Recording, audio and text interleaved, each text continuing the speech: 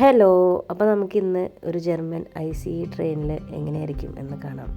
അപ്പോൾ എൻ്റെ പ്ലേസിൽ നിന്ന് ഒരു ലോക്കൽ ട്രെയിൻ എടുത്ത് ഞാൻ മെയിൻ സെൻട്രൽ സ്റ്റേഷനിൽ വന്ന് ഫ്രാങ്ക്ഫർട്ടിലേക്കുള്ള ICE നൈറ്റ് ട്രെയിനാണ് ബുക്ക് ചെയ്തിരിക്കുന്നത്. അപ്പോൾ ഞാൻ ഒരു സീറ്റ് സ്പെഷ്യൽ ബുക്ക് ചെയ്തിരുന്നു. അപ്പോൾ ആദ്യം സീറ്റ് കണ്ടുപിടിക്കാനൊക്കെ കുറച്ച് നേരം നടക്കേണ്ടി വന്നു. ഭയങ്കര ടയേർഡായിരുന്നു, പക്ഷേ എങ്കിലും ഞാനൊന്ന് റെക്കോർഡ് ചെയ്യാം എന്ന് കരുതി. ഇപ്പോൾ ഇതൊരു ക്വയറ്റ് സോണാണ്. ഇവിടെ റുഹിക് ട്രെയിൻ എന്ന് പറയുമ്പോൾ നമ്മൾ പൊതുവെ അധികം സംസാരിക്കാൻ പാടില്ല, സൈലൻസ് ആണ്.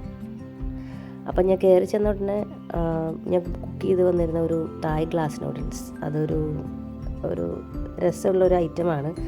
നമുക്ക് ഇങ്ങനെ ട്രാവൽ ചെയ്യുമ്പോഴൊക്കെ അതിൽ ഫിഷും ഫ്ലഷ്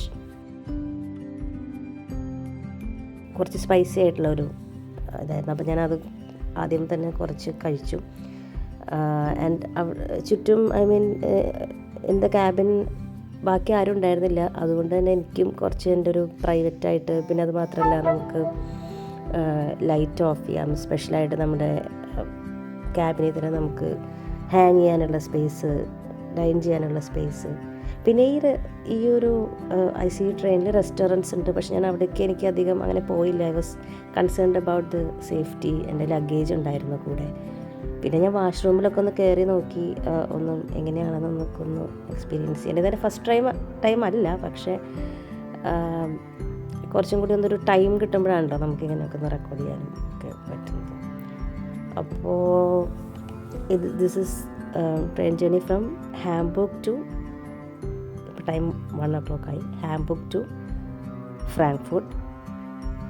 അപ്പോൾ ഇത് ഡോട്ട്മുണ്ട് ഹോപ്റ്റ്ബാനോഫാണ് നമ്മളിപ്പോൾ എത്തിയത്. പിന്നെ അത് കഴിഞ്ഞ് ഡിസൽഡോർഫ്. ഇതൊക്കെ ഒരുപാട് ആക്ച്വലി എൻ്റെ പ്ലേസിൽ നിന്ന് ഒരു 3-4 hours ഉള്ളൂ. പക്ഷെ ഞാൻ എടുത്തിരിക്കുന്ന ഒരു നൈറ്റ് ട്രെയിൻ ആയതുകൊണ്ട് മോർണിംഗ് എത്തുന്ന പോലെ എടുത്തു. അങ്ങനെ നമ്മൾ ഫ്രാങ്ക്ഫർട്ട് സെൻട്രൽ സ്റ്റേഷനിലെത്തി. അപ്പോൾ അങ്ങനെ ഞാൻ അവിടെ നിന്ന് എയർപോർട്ടിലെത്തി. ഇനി ബാക്കി വിശേഷങ്ങൾ എയർപോർട്ടിലെത്താൻ വേണ്ടി ഒരു ചെറിയൊരു ICയും കൂടി എനിക്ക് എടുക്കണം. അത് ഞാൻ ഇതിനകത്ത് കാണിച്ചിട്ടില്ല. അത് കഴിഞ്ഞ് ഞാൻ ഫ്രാങ്ക്ഫർട്ട് എയർപോർട്ടിലെത്തി. ബാക്കിയുള്ള വിശേഷങ്ങൾ അടുത്ത വീഡിയോയിൽ കാണാം. ബൈ.